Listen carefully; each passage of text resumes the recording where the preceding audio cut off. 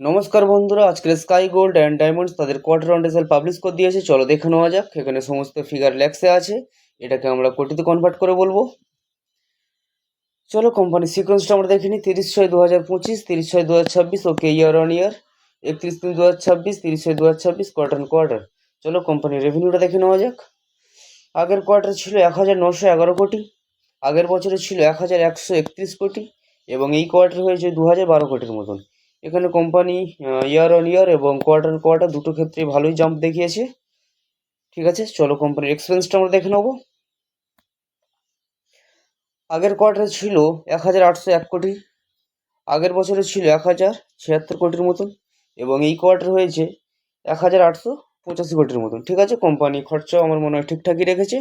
চলো কোম্পানির প্রফিটটা আমরা দেখে নেবো। আগের কোয়ার্টারে ছিল 90 কোটি, আগের বছরে ছিল 43 কোটি, এবং এই কোয়ার্টার হয়েছে প্রায় বলা চলে 104-5 কোটির আশপাশে। কোম্পানি এখানে বছরের সঙ্গে তুলনা করলে প্রায় দেখা যাচ্ছে ডবল করে ফেলেছে, এবং কোয়ার্টারও মোটামুটি ঠিকঠাকই গ্রোথ রেখেছে। চলো কোম্পানির আমরা ইপিএসটা দেখে নেবো। আগের কোয়ার্টারে ছিল 5 টাকা 44 পয়সা, আগের বছরে ছিল 2 টাকা 97 পয়সা, এবং এই কোয়ার্টারে হয়েছে 6 টাকা 67 পয়সা।